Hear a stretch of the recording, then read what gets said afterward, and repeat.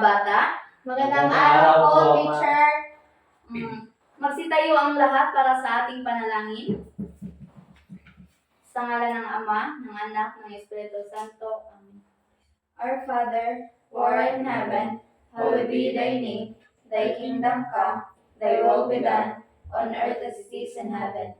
Give us this day our daily bread, and forgive us our sins, as we forgive those who sin against us.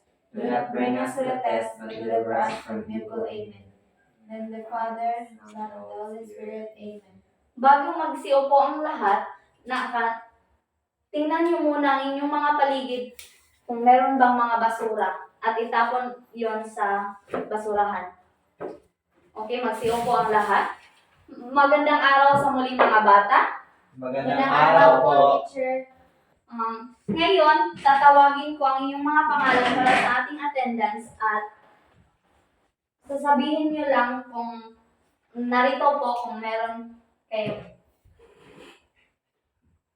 RJ, narito po. Jeff, Narito po. Leslie Ann, narito po. Okay, mabuti. Ngayon, gusto kong Leslie Ann, meron ka bang naalala sa ating tinatalakay kahapon? Tungkol po sa pandiwa, teacher. Jeff, meron ka bang idea kung ano yun ang pandiwa nating tinatalakay? Ang pandiwa po ay salitang kilos. Ano pa, RJ? Ito ay salitang kilos o ang tinatawag ito sa verb na sa English ko. Okay, tama, mabuti. So ngayon, nais kong basahin niyo ang aking kwento. Tara na, Ana, sabay na tayo sa pag-uwi sa bahay. Pagdating nila sa bahay, agad silang kumain at naglaro. Kinabukasan, sabay na silang pumunta sa paaralan. Dito, sa linggo, sama tayo sa magsimba sa simbahan. Wika ni Ana. O ba, sabi ni Lito sa kanyang kaibigan. Hindi nila namalayan, nakarating na pala sila sa paaralan. Masaya na magkakaibigan at nagtutulungan sa mga gawain sa paaralan. So, Jeff, ano ang pamagat ng kwento? Tara na po. Leslie Ann, sino ang kaibigan ni Lito? Ang kaibigan ni Lito po ay si Ana. Hindi, naglalaro na. So, RJ, ano-ano ang mga ginagawa ng magkakaibigan? Sila po ay naglalaro at magsisimba. Leslie Ann, sino ang may akda ng kwento? Si Chodoro Ponzi po. Okay, mabuti. So ngayon, meron tayong pagtatalakayin ngayon.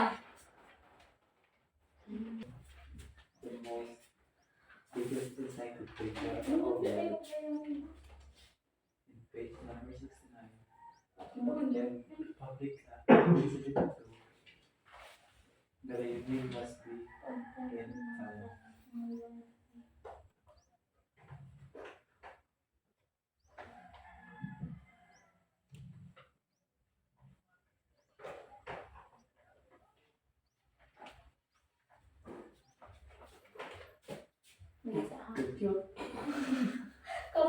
Layunin.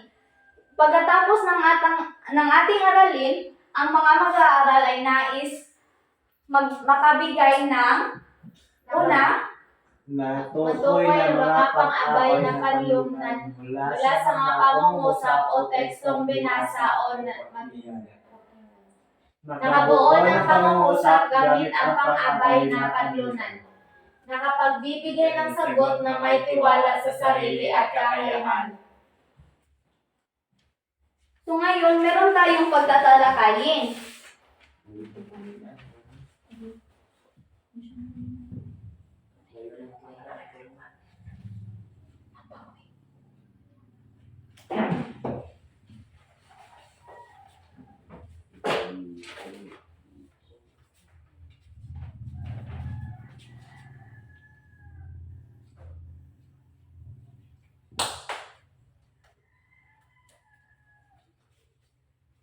Okay, sa ating pagtatalakay, basahin ang mga pangungusap at sagutin ang tanong.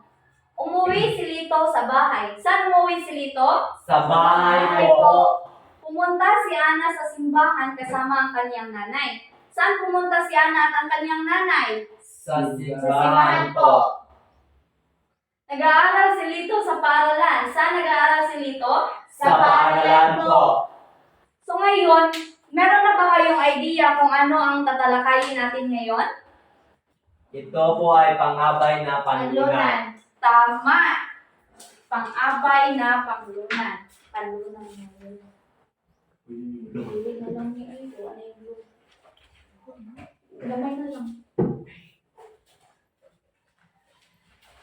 Siya, kasi bakit? Blue.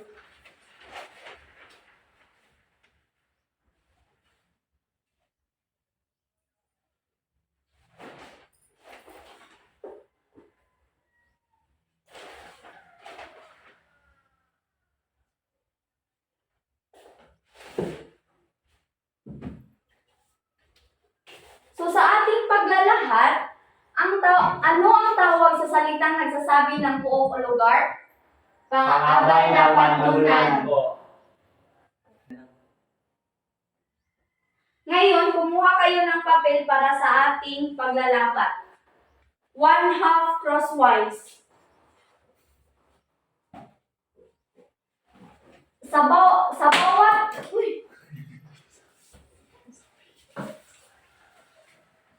Sa bawat pangkat ay magbibigay lamang ako ng 8 minuto para sagutin ang mga tanong. So bago simulan ang inyong pagsagot, basahin muna yung panuto. Buuin ang mga pangungusap gamit ang angkop na pang-abay na panlunan. Piliin sa loob ng kahon ang mastong sagot. Magsimula ng lahat sa pagsagot.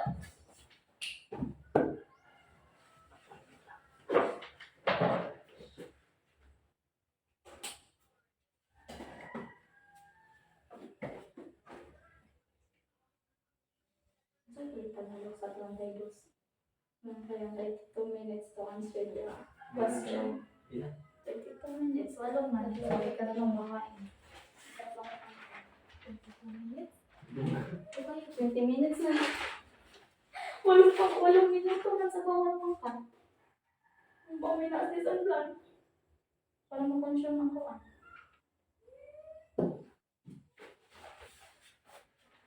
Mo na lang nila si papilit no? Asa ang tak na din? Tara. Ako ato, imo ato. Ato na.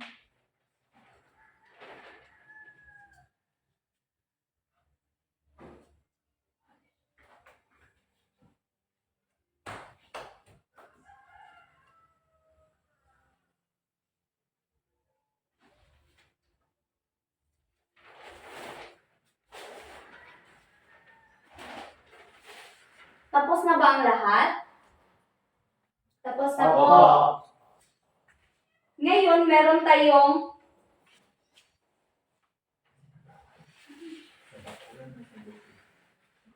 asa tong marker Jeff ng Marley? Ano? Ang mga pangabay na panlunan na kaya sa dagat, sa bahay, sa bakuran. So sa ating pagtataya, Jeff, makinig.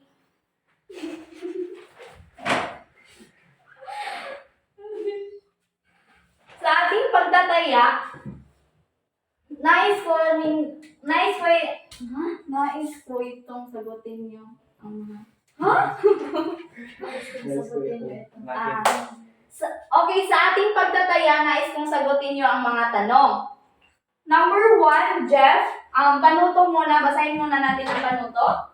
Tukuyin at bilugan ang pang-abay na panlunan na angkop gagamitin sa bawat pangungusap.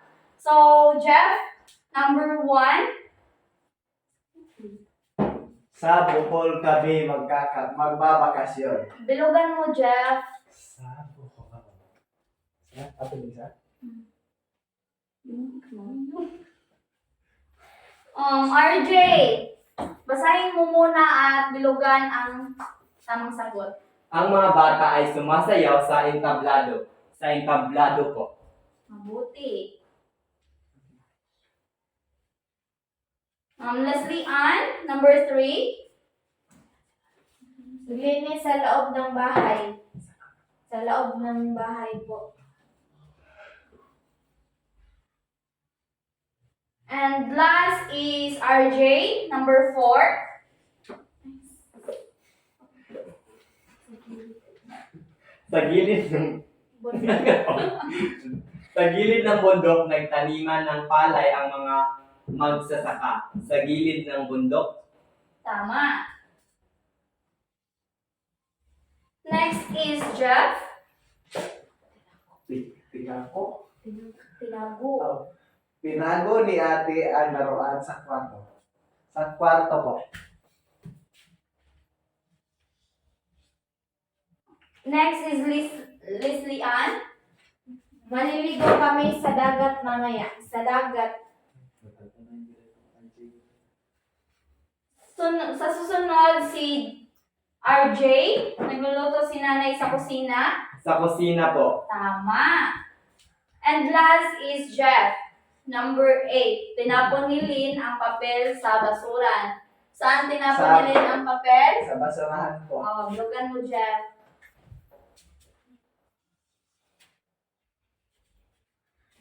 So, tapos na tayo sa ating pagtataya. So, ngayon, meron akong takdang aralin sa inyo.